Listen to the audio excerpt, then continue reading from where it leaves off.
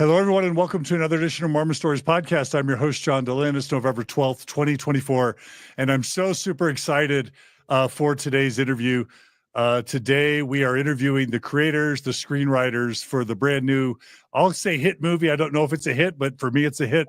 The movie is Heretic. It's starring Hugh Grant, and it's a suspense thriller kind of horror movie that has some pretty significant Mormon content. And we did a private screening. Mormon Stories audience did a private screening on Sunday, a couple days ago. We sold out in like 4 hours. There was raving applause for this movie.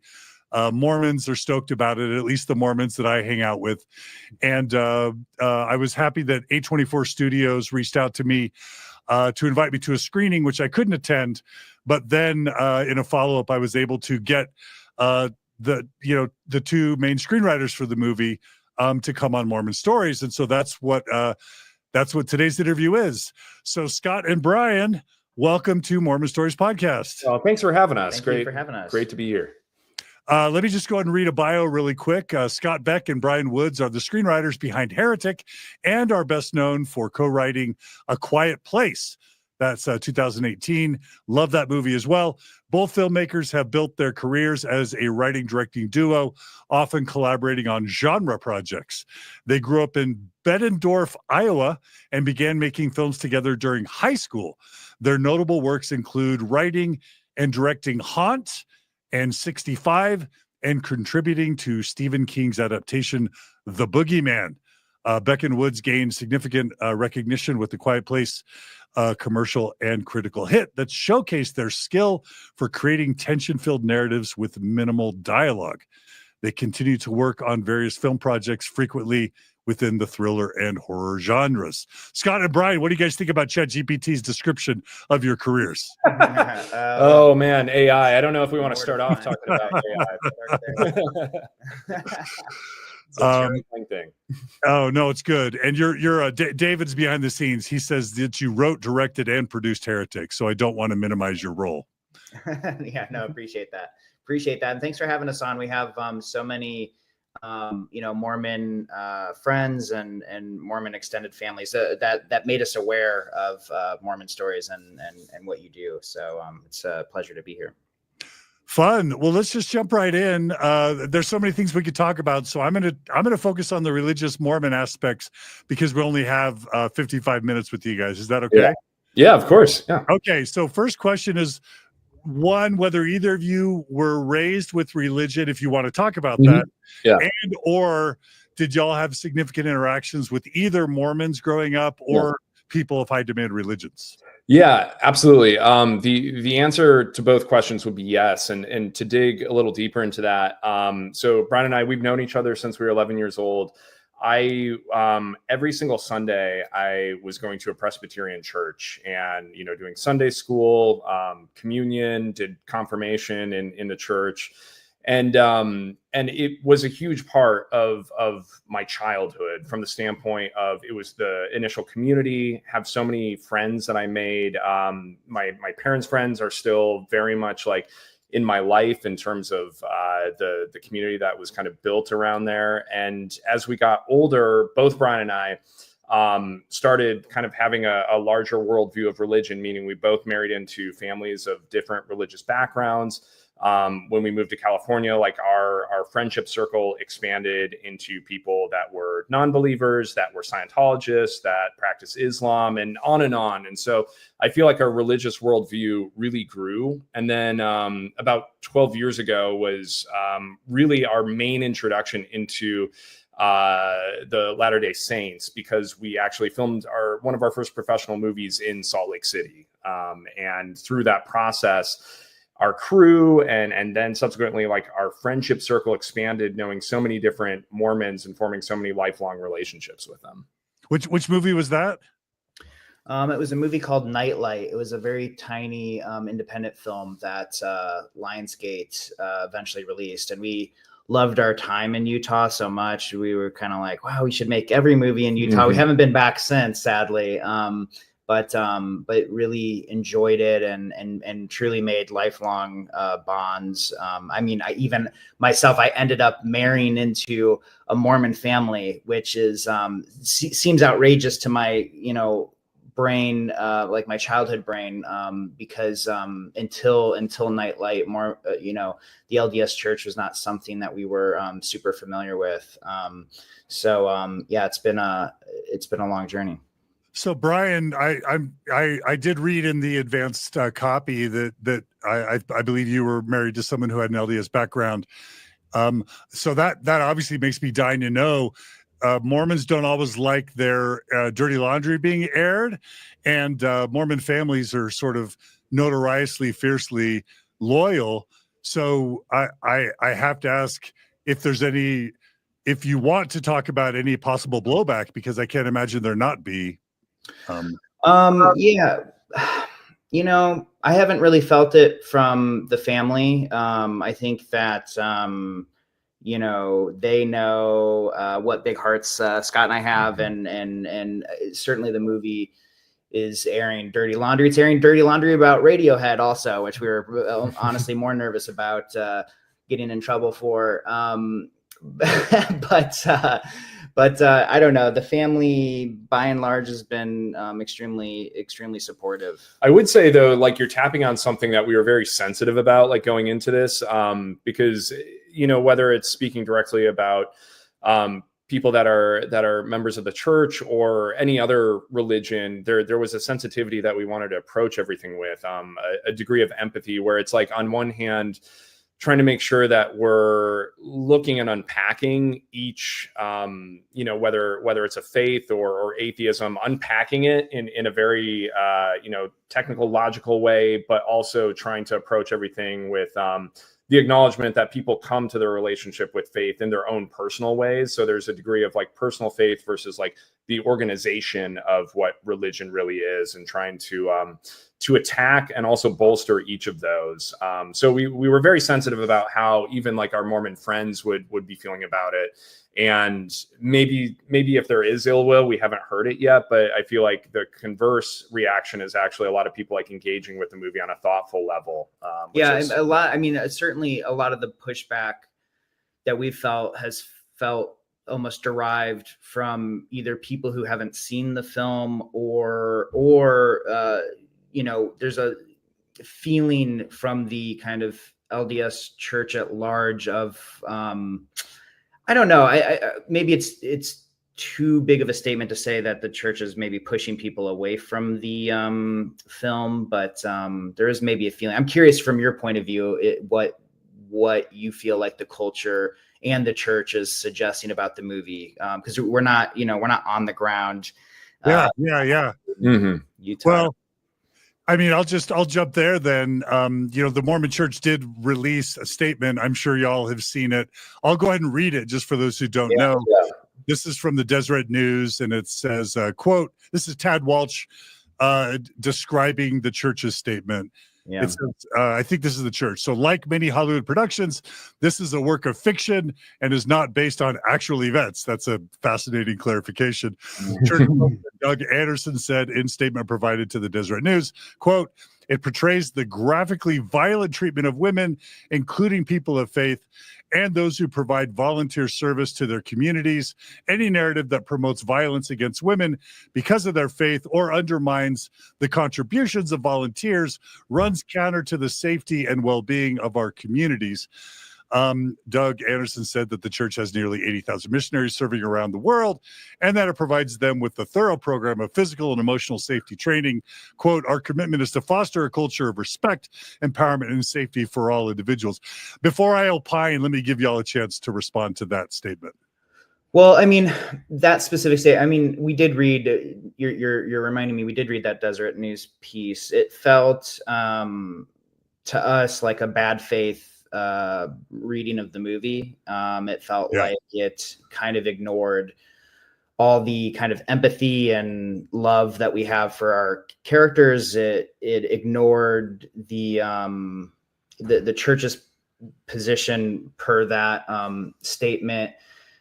ignores cinema history, like the concept that that stories about difficult subject matters are not endorsements of those things, which is obvious to anyone who watches a movie.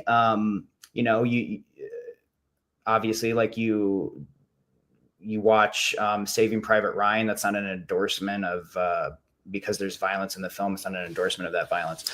I think too, like, again, because like our goal as like filmmakers is always to try and approach difficult subjects with like empathy. The other thing I would add is that we understand that there are otherwise like perceived attacks on like any certain religion, and certainly the Church of Latter-day Saints has been kind of the punching horse for some of these attacks or certain like things in the media.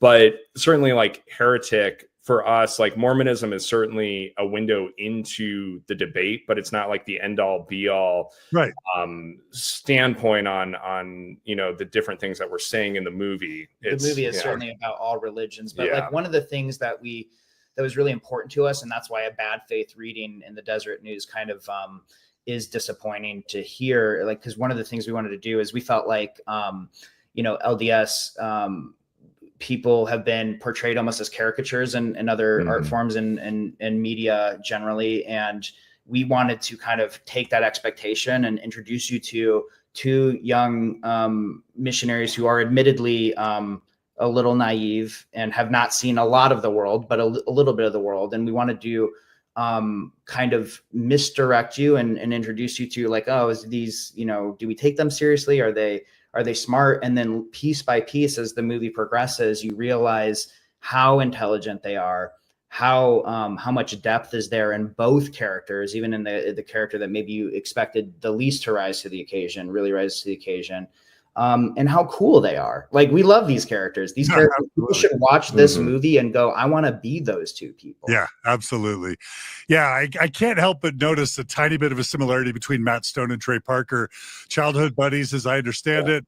Sure. And then they did so much together, and then they went on to create a musical about Mormonism. Yeah. Anyway, I think of them. I think of you guys, and I think of them. Do y'all ever think about that comparison, or is that just me? I mean, it's impossible to at least ignore the influence. As someone who's seen Book of Mormon several times now on stage, and as well as like the specific episode of South Park where they address Mormonism, and again, being outside of the church of LES, like, I view that, and my takeaway from that is not necessarily like it's a criticism wholeheartedly. It's really about like, oh, if you're a good person, and no matter what you believe, if you're a good person with like good in your heart, like that's one of the most important tenets, I think, of humanity outside of religion. And so I think that's what we kind of see in the process of anyone that embraces faith or doesn't embrace faith. Like, that's one of the core human qualities that I think we're really interested in. Yeah, and I think I should have noted why I made that connection, because they described the Book of Mormon musical as a love letter to religion/Mormonism, and the characters do come across as heroic. So I just want to say I totally agree with that. If I could help you guys with the response to the church, if any other people ask you about the church's response, you can tell them two things. The first one I get from a post-Mormon TikToker named Carly. The Book of Mormon itself portrays severe violence against Mormon missionary women. Mormon women get burned, I think, in the Book of Mormon. So like, if that standard is applied, that the church wants to apply to your movie, it's going to apply to the church's own scripture. The other thing I'll say is, you probably know this, but I think 9 Mormon missionaries have died this year in 2024. And the Mormon church has a notorious history of not keeping missionaries safe sometimes. And so there's important stuff to talk about here. That's all I want to say. That's horrible. I mean, our hope, obviously the safety of the missionaries is extremely important. There's nothing more important than that. And I do think that there's probably things that can be modified. It's not our place to say, but that could put their safety more at the top of the list. And Yeah, it's yeah. I think about like violence perpetuated in history of humankind, specifically like in religious context. I mean, I feel like so much of the Old Testament, I mean, is steeped in violent interactions, and so there's a degree of humanity that has that. But again, like the purpose for us of like literature, of movies and such, is to find the nuance within these human stories. And violence can be a reflection of our society, but it also can have like a more nuanced approach when you kind of dig into the marrow of what we're trying to get at with Heretic. It is also so we have read the Book of Mormon during our kind of research period, and I do agree that it's extremely violent, and our movie is not violent hardly at all, although it is a kind of scary parameter. But we also laugh because the movie is borderline PG-13. There's no swearing in the movie, and the violence is tamer than what you see on television these days. So it's a pretty, the movie is just, it's a conversation about religion is how we look at it. Totally. I loved, I'll show another of the marketing pieces. It's the candle, the blueberry pie, and the tagline says, question everything. Yeah. And let me just ask you, let's go a little bit more into that. What was your intent? A faithful Mormon is going to say, you guys are trying to tear down faith. You're trying to tear down belief in the Mormon church, trying to get Mormons not to believe, trying to, take down Christianity or religion in general. Can y'all clarify if that was or wasn't your intent, or what was your intent in terms of religiosity? Yeah, absolutely not our intent. I think our intent is to look at anybody's relationship, again, whether it's their relationship with faith or the lack thereof, and invite a conversation of introspection of why do you come to those conclusions.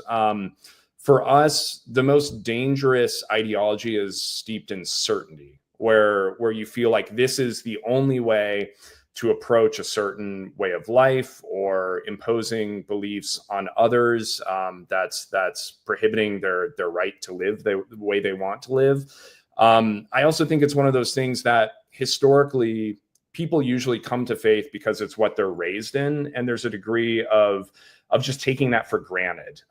We certainly have had that experience in our own lives, whether it's religion or other things that you encounter in life, where it's just a way of life, and it takes like a moment, whether it's because you're coming into your own as like a teenager or a early adult, or a life impacting moment like losing a family member, and you're questioning, what happens when you die, and is there an afterlife or is there not? I think the movie is about questioning everything, questioning why do you come to your own conclusions. And we're at a very dangerous time for discourse. We're living in a kind of virtual digital social media simulation of sorts, where hot takes are fed to us by the algorithm. And so the idea of a nuanced conversation is almost non-existent. And that's so scary to us, to not talk and to not think and have free thought and free thinking. And to even whether it's politics, religion, certainly, but even movies, like we joke, like Hugh Grant's favorite movie is The Sound of Music, which is a brilliant film, beautiful. But if somebody came up to you and was like, the greatest movie of all time is The Sound of Music, and anything other than that is wrong, that's kind of frightening. Like that kind of mentality of I'm right, you're wrong. And when you add to that life and death stakes, it's not healthy. It's not healthy for planet Earth. And so Heretic was an attempt to start a conversation and let it be a free conversation. And who knows how it will be received by people. But what you don't want is those kind of desert news articles that are kind of pushing the movie out without even consideration. What you want is like we hope is that, that starts a conversation with Deseret News, or the author who wrote that piece, where people can kind of communicate and talk about it. And to be fair, we felt like the Salt Lake Tribune and various kind of the conversation we feel that's emanating out of the LDS community and Utah has actually been a very seeming thus far to us from afar, from a distance, an open, free, fair conversation. Because we're by no means saying like the movie or else. We're like, no, hate the movie, dislike the movie. Why do you dislike the movie? Why did it not reach you, or why did it push you away? That's super interesting to us as well. Well, if I could assuage your concerns, number one, Mormons more and more are disregarding the rules the church leaders put on them, especially the younger people who are probably most inclined to see this movie. I think it's great for all audiences, all ages. Also, the Mormon church is as subject to the Streisand effect as anyone is. And so the more the church denounces it, the more they're just going to promote it for you. Let me jump on. So obviously you could have picked a lot of different high demand religions as the subject. You could have picked Scientology, Jehovah's Witnesses, NXIVM. So if somebody says, well, why were you picking on the Mormons? What would you say? Well, yeah, it's because for two reasons. Reason number one is that we felt like Mormonism was a great entry point to a larger conversation about religion because it's newer and it's uniquely American. And those two things just make it interesting. The history is very recent. It's easier for Reed to maybe kind of scratch at it. Mr. Reed, who's this kind of expert in all world religions in the film and gets kind of a sick kick out of, tormenting these young women with ideology and thoughts and ideas. And so it made it a great kind of entry point, but it's also, it's a Christian religion ultimately. And so it ties into the kind of history of the big three, monotheistic Abrahamic religions. And so it just, that to us made sense. And then reason number two, which is probably more important to us, is we feel that personal storytelling is the most important thing. The more that's just as filmmakers and film lovers, that the more personal something can be, the more that it's ripped from your heart and soul, the more specific and weird and unique, sometimes the more a piece of material or a piece of work can connect with people. And so that's really important to us. So because of our personal connection to the church, to LDS members, we had something to say about it. I love that. That makes total sense to me. I don't know if you even want to weigh in, but Mormons are really self-conscious about how they're portrayed in the media, and they're particularly sensitive about like being compared to cults or being called a cult. Yeah.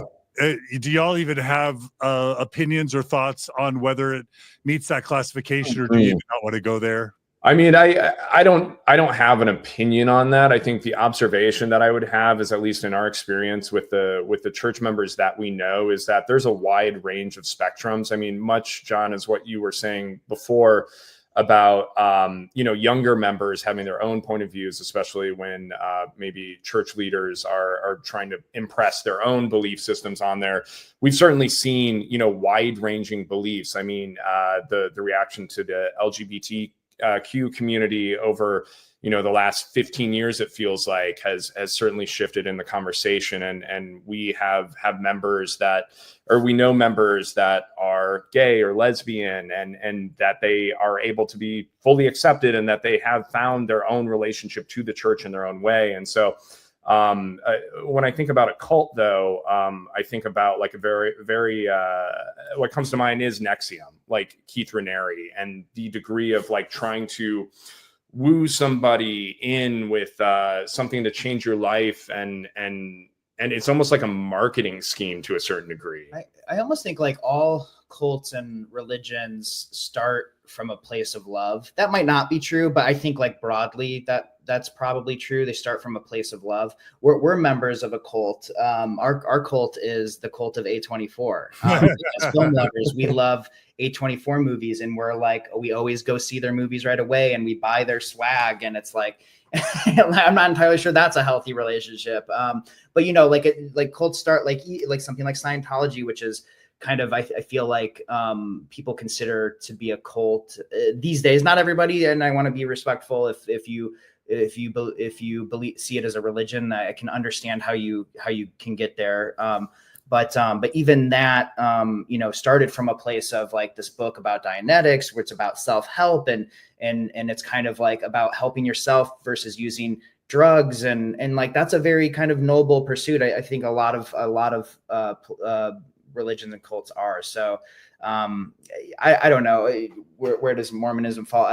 That's not really for us to say. I do think one of the things that is interesting to us about the LDS Church is the way that it evolves. The movie actually talks about this briefly. Reed points out that this idea of kind of modern revelation and being able to adapt and evolve does make the LDS Church quite unique. And on some levels, that's you could argue that's kind of a beautiful thing, to be able to evolve with culture, as opposed to being stuck with some of the things that a modern society would consider hateful or diminishing to certain groups of people. I love it. I have to ask, I wasn't sure whether or not I should consider Reed to be a secular character or whether he actually was religious. Right. I guess, is it fair to say Reed could be a criticism of secularism in the movie, or am I taking that too far? No, I think that's absolutely valid, and it's something we dug into quite a bit with Hugh to like understand who Reed is, because there's so much about the movie that and the character rather that's unspoken. And we look at Reed as somebody that is on the pursuit of knowledge, of some sort of revelation, of something bigger than what meets the eye. But he's been met with disappointment, that he's trying to approach things from a logical standpoint. He's trying to really unpack what happens when you die. And so much of like what we feel the relationship to religion is with the afterlife is a bit of comfort, a bit of knowing that there is something more and that it's not just lights out, and that maybe ultimately that's what terrifies Reed at his core, as much as he would not admit it. But again, we're going off the page of the script, where really what you see is what you get. But we kind of love that, just from a filmmaker standpoint, to leave a lot of edges of the film fuzzy, so that there's something there that you can see beyond, but you really need to come to your own conclusions on where he kind of comes out, and also like what you take away from the movie in terms of your own relationship. I was going to ask, so many of my friends, Mormon friends, are trying to interpret all the symbols and the plot and the characters and the character arcs. And I was going to ask you how much you guys like versus don't like helping provide interpretations of characters and scenes and aspects of the film versus not, right? We don't like to well, as filmmakers and storytellers within the contained parameters of the movie, we like to help and allude and foreshadow and touch on certain things. But as filmmakers talking about the movie, we absolutely hate it. We like feel like even like we're at risk of like ruining the movie by talking about it, is how we feel. And like the more we talk about like the ending, which is extremely interpretive, intentionally so, and should be personal to the person watching the movie. It shouldn't be for us to say. We're only at risk of sticking our foot in our mouth. This movie absolutely is more difficult, because our prior films they're kind of more straightforward. It's alien invasions, dinosaurs versus Adam Driver. What makes this different, I think, is like it goes to more personal places, and I think that's more where we're at in life. Like, it's just, we want to spill our gut on the page and wrestle with things that we're wrestling with life, but put that on screen as much as we can, even if it's in the vessel of like a thriller movie. And so to a certain degree, like, we're just used to putting whatever story we want fits inside that screen for 2 hours. What exists outside of that, especially in a movie like Heretic, all comes down to the personal relations. If there was more about Reed that we wanted to speak to, it would probably be in the character on screen. And that's not to restrict what we're discussing on this video and podcast today, but I think that's kind of the thing we're discovering in the process of this movie now, having a relationship with an audience now that it's out there, is that we don't want to put too many impressions upon our own belief system that color the movie in a certain way that could invalidate somebody else's relationship with the story in the film. Love it. Love it. Makes perfect sense. All right. Well, let's talk about the research process. I just have to tell you that the first 30 minutes, for someone who's spent 20 plus years trying to educate Mormons about Mormonism, let alone the rest of the world about Mormonism, you two, if I could just give you some congratulations, you two have done more in 30 minutes to help the world understand Mormonism than the Mormon Church has in 200 years, and that I have as a podcaster in almost 2,000 episodes. You mentioned Fanny Alger, you mentioned a quote from Gordon B. Hinckley, you talk about Joseph Smith's polygamy. I think this is going to be more impactful to the Mormon Church and its culture than the Book of Mormon musical. So I wanted to give you that compliment. I wanted to say thank you on behalf of hundreds of thousands of ex-Mormons and Mormons, but also I'm dying to know who helped you, if you can share, do the research, and or what resources are you comfortable sharing where you ramped up to give such a phenomenal explication of the foundations of Mormonism. Wow. Well, first of all, thank you so much. That is incredibly kind. We started writing this movie about 10 years ago. We got to, again, in the aftermath of meeting Mormons, being curious about Mormonism. We're curious about religion in general and cults, religions, all of it's interesting to us. Skeptics have always been, like James Randi, this kind of magician skeptic. He's always been interesting to us. These are just things that are interesting to us. So we read about these things. And when we were introduced to the LDS Church through our friends, we were just very curious and, tell us everything. Wow. Oh, that's interesting. And that's interesting.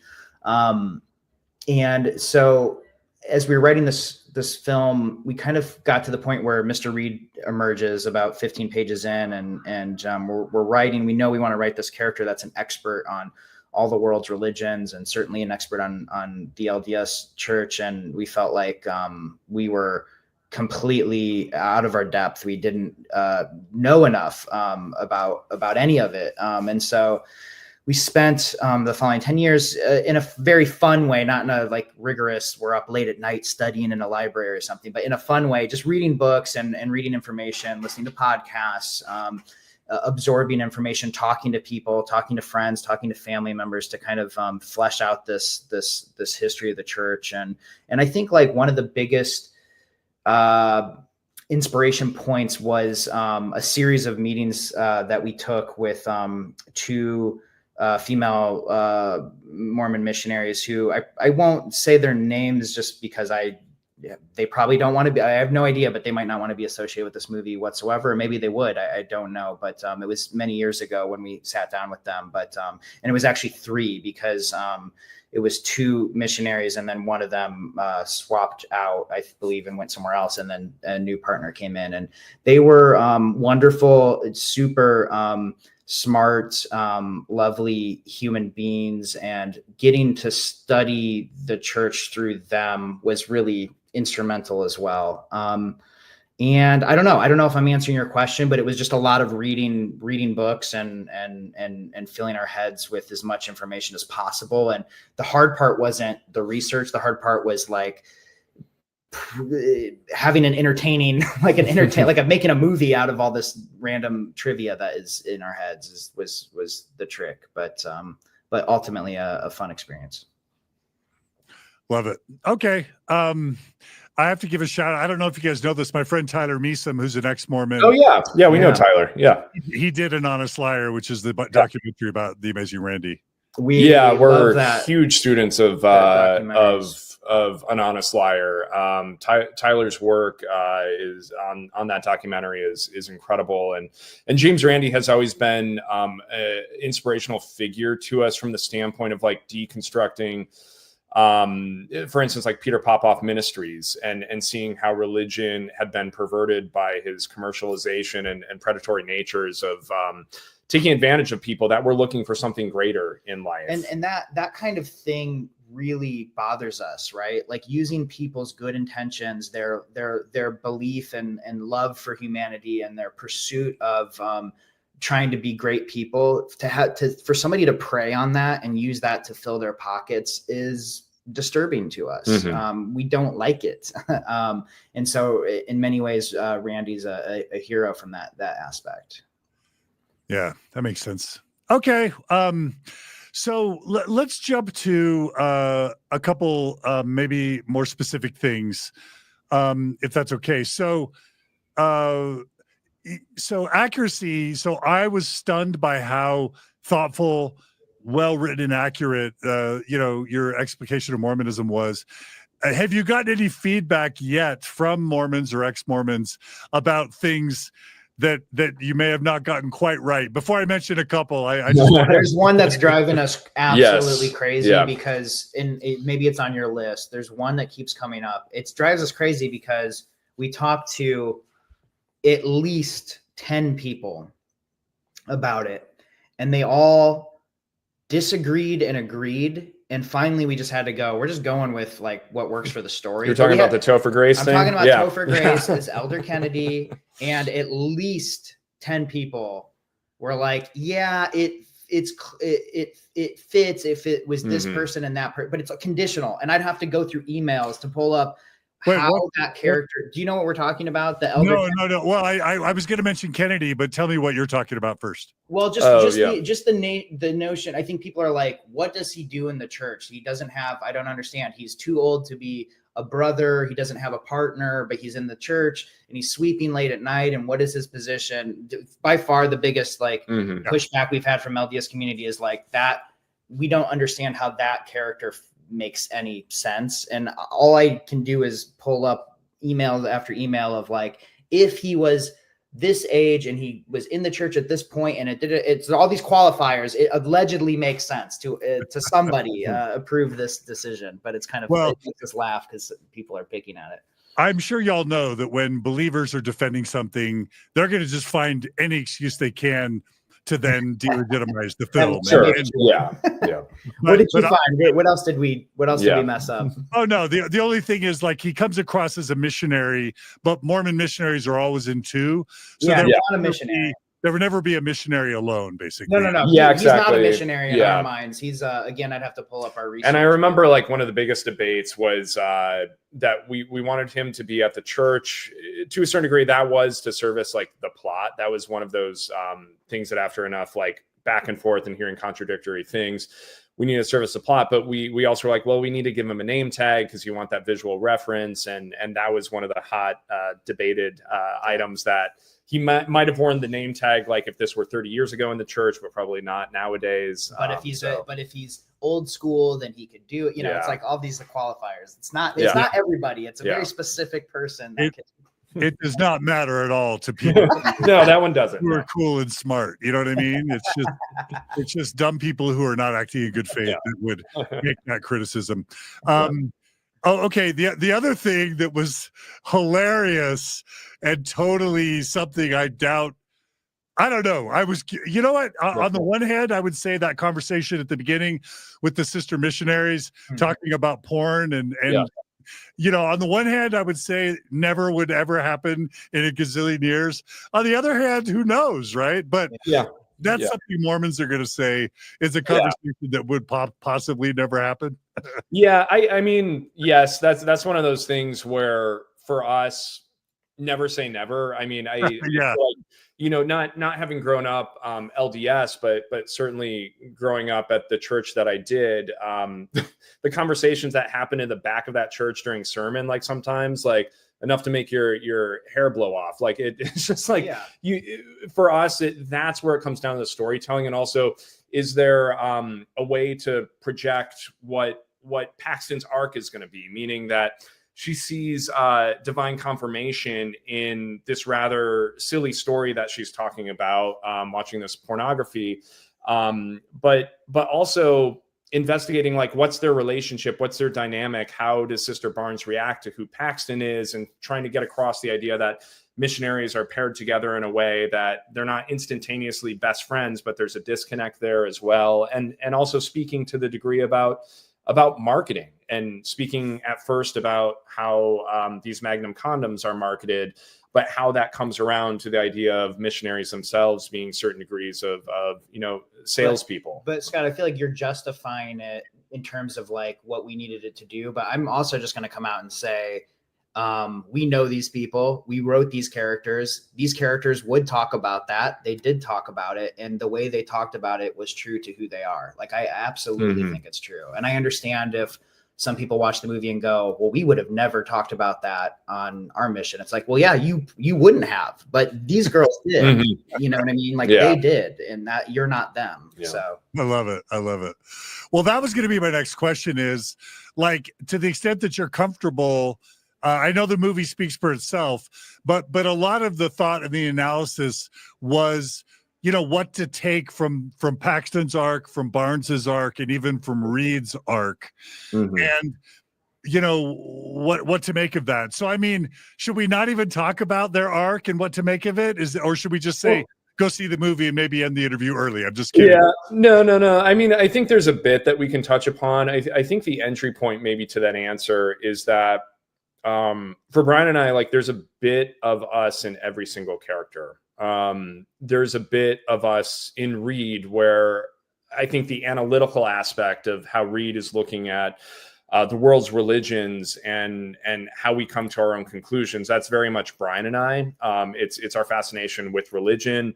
To a darker degree, it's our fascination with cult. I think in Barnes, if there's like a triangle of where each of these characters land on the spectrum, she's kind of in the middle. Like, she came into the church as a convert. She suffered the loss of her father, which certainly colors anybody's relationship with the greater unknown questions of life and existence. And then Paxton is painted more as naive at first, but you know, I don't want to say too much about the movie, but there's more that meets the eye for Paxton's performance. And I think you can say about Paxton without stepping on anyone's interpretation. I think it's definitely fair to say that her concept of divine confirmation, her concept of what is true and not, starts from the broadest kind of gee whiz, like, wow, kind of innocent place. And over the course of the movie becomes far more nuanced and introspective. And I think that I don't necessarily think saying that is, you know, stepping on interpretation. No, and I think too, like I upon reflection of it, because it's like we make the movie, our heads are kind of buried in the sand during the production, and you get to be introspective on what the meaning of the story is, like before you make the movie, because you're looking at the script, you're reacting to the script. But then you also get to finally react once the movie is out in the world. And in between those 2 points, usually you're just like focused on the day-to-day of getting it done. But one thing that I've found from reading certain people's viewpoints on the film has been kind of beautiful, in the respect that, like, somebody was commenting on the death and resurrection of Jesus Christ, and they were speaking as a Christian, but they were like, now, do I actually believe in this wholeheartedly in terms of every little detail that happened? Or do I look at the story and the meaning of the resurrection of somebody giving their life for the greater good of, like, sins of humankind as being a beautiful metaphor of how you treat the world? And to me, that is an active way. Again, whether you are religious or non-religious, that's like an active way to live as a good human being, to look out for the betterment of others. And I think when looking at the characters and Sister Paxton, again, without speaking too much about the movie in hopes that people that haven't seen it see it, I think there is a core theme of that running in the movie. And certainly Sister Paxton is emblematic of that. I was dumbfounded, you know, because I lost my Mormon faith in 2001. Reading books probably similar to the ones you read, but I stayed in the church another 13 years as a non-believer, as an active non-believer, because I found so much value in it. And let's just, without giving things away, there are parts in the movie where you talk about a false binary and about things including religions having more value than either being all true or all false, but instead having different shades of value and even metaphorical or mythical value, made the movie infinitely more profound to me, because I think that's such a crucial insight, and it's the type of nuance that's so lost in sort of the Hitchens and even Dawkins treatment of religion. Yeah, certainly. I mean, like we anecdotally, somebody talked to us about it was Dawkins and Brandon Flowers, right? The interview that we saw, where I forget what talk show it was. This happened a while ago, but Brandon Flowers, being it seems like a fairly devout Mormon, Dawkins was invited and then started picking apart Mormonism, but I think Flowers was just there to perform as part of the Killers, and so there wasn't like a discourse to be had. But the way that Dawkins kind of laid into things, it felt in that small little moment very just dogmatic of like, your faith is false. There's nothing. It was rude. Yeah, it was rude. It was rude. It was not a thoughtful way of. And I think that's certainly, like Brian said earlier, the divide that we see more and more, especially on the heels of the election last week. Like, certainly in politics, it's just as incendiary as religion can be. And I think for us, if there's something that's scary about religion, it's that sometimes people approach it so dogmatically, or that in order to be a part of our organization or our church, you have to live exactly this way. And human beings are infinitely complex, and we infinitely change over the course of our many years on this planet. And so to feel like you're in an organization, but you're a failure because you're not meeting these, spoken, laws or bylaws, or however you phrase it, that to us is harmful. And that's why I think, like with religion, if there's a beauty there, it's in the personal relationship. And I think if there's a danger there, sometimes it's the organizational aspect of it that oversteps its bounds. Certainly in the United States, it directs how we enforce our laws, or what the groupthink of the United States is. And then we're just like, it's totally starts feeling more and more binary these days. Love it. I'm sure Brandon will be happy to hear someone sort of come to his defense a little bit, because that wasn't, I'm sure, his happiest moment. Yeah. It looked pretty soul crushing. Yeah. And he is, as far as I know, he's still very devout. And so that's fun. Okay. Well, I don't know. You tell me if this is out of bounds and we can edit it, but I will say, without also wanting to give anything away, there was much more that you got so right in the movie in terms of the Mormon church. There's, I don't know if you're aware, you probably are, this idea of in Mormonism, we believe in a mother in heaven, but mother in heaven is silent, and mother in heaven is invisible. Yeah. And also in the Mormon temple ceremony, historically, women have always veiled their faces. That sort of symbolism was mind-blowing to me. Appreciate that. Yeah. There is like I guess for us, it's maybe subtextual at this point. It used to be more overt in the script, but we're definitely exploring the kind of gender dynamics in religion and religion at large. Certainly the Mormon,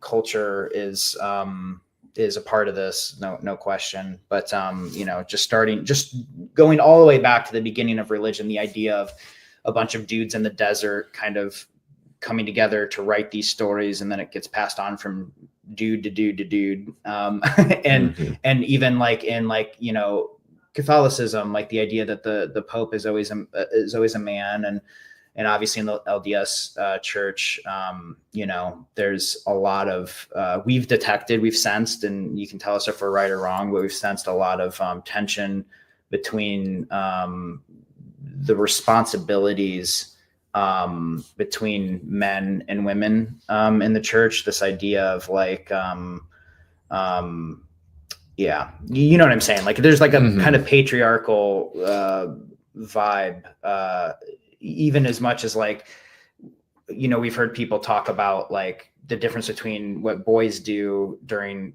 like camp versus what the women do, and not being on the same level. And I think then like swinging to the extreme version of it, we're reacting to, you could say the FLDS and like Warren Jeffs, to Keith Raniere and the Nexium cult, and the idea that since it feels like the beginning of humankind, women have been subservient to men, certainly in so many different holy texts.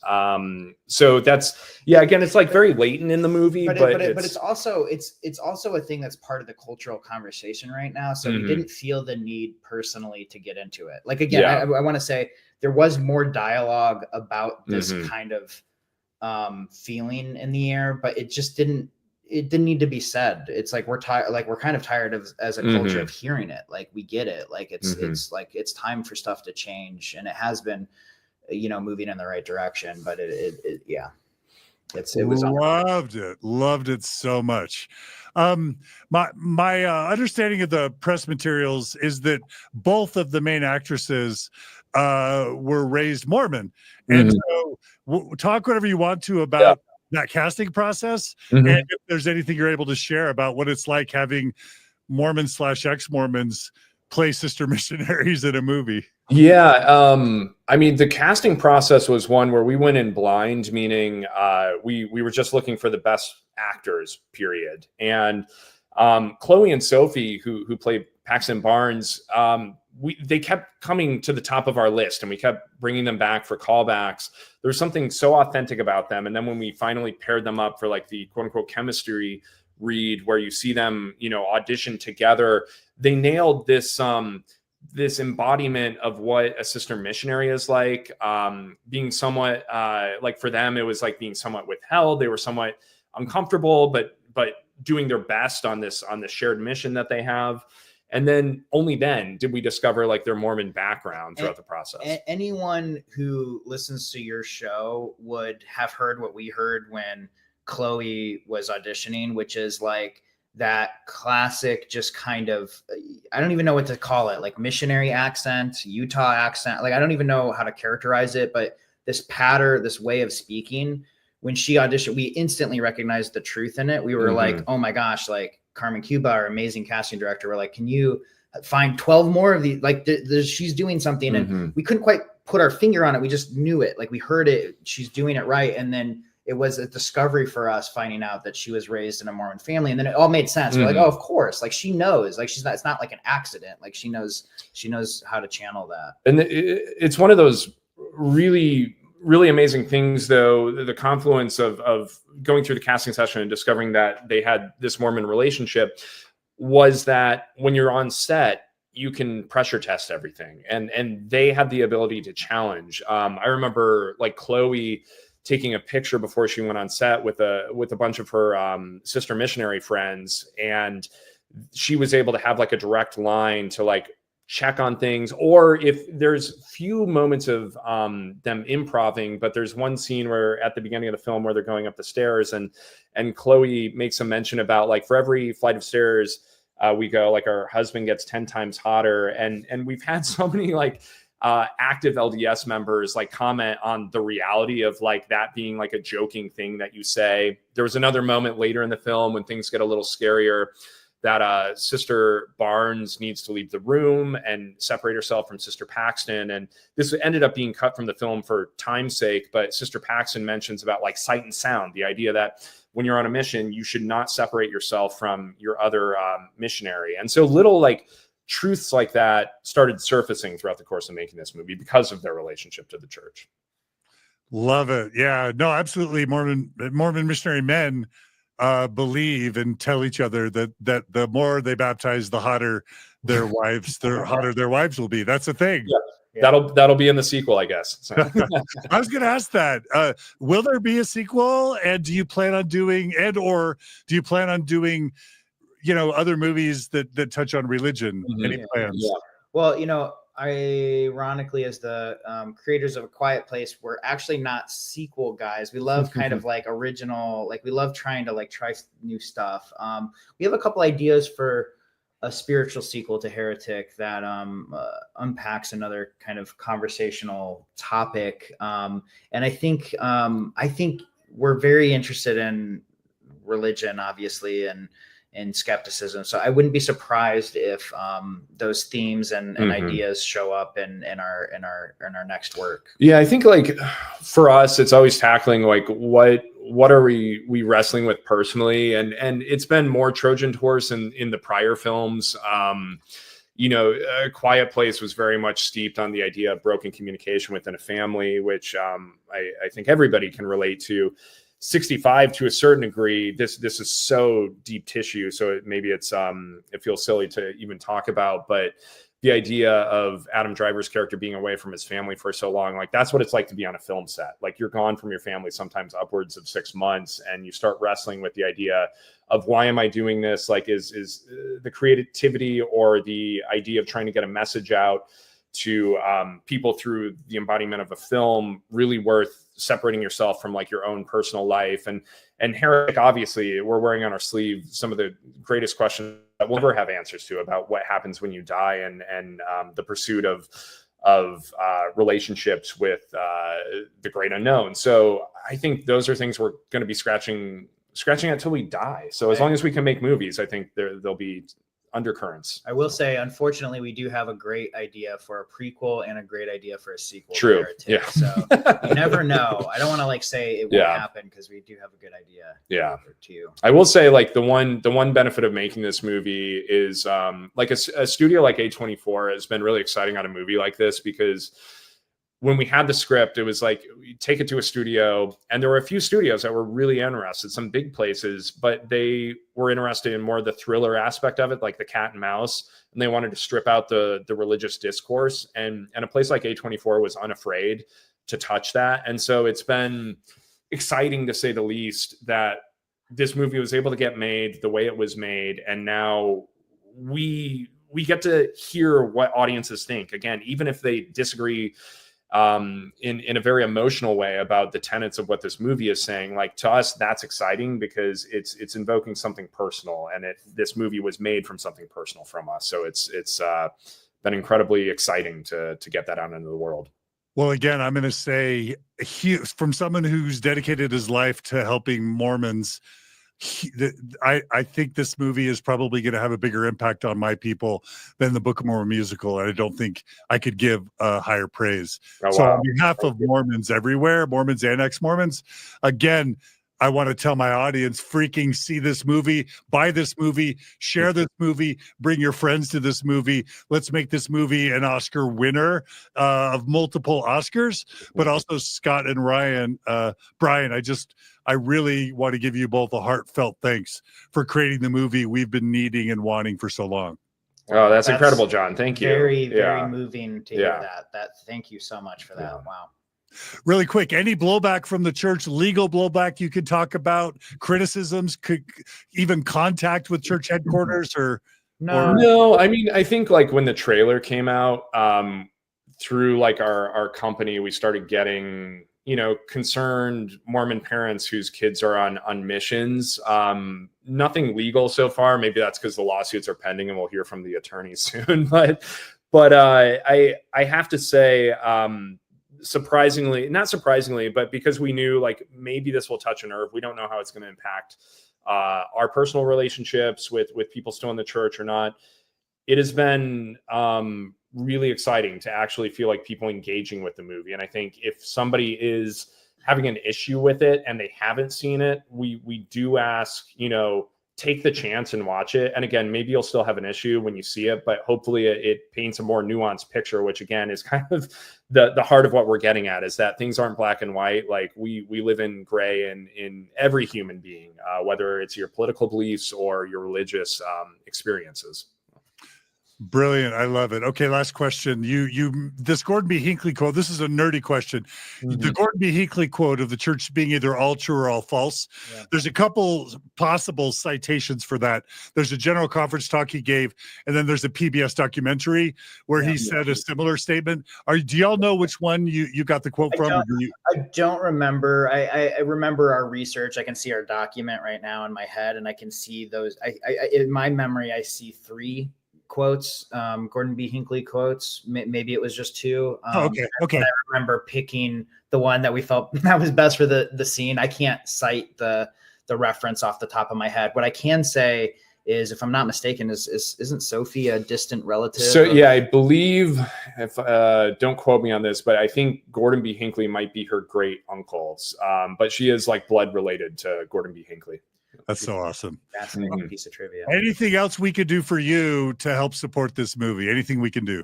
I think no. I mean, I think what you've done just on this podcast alone, but speaking to your podcast at large, is something that we greatly admire.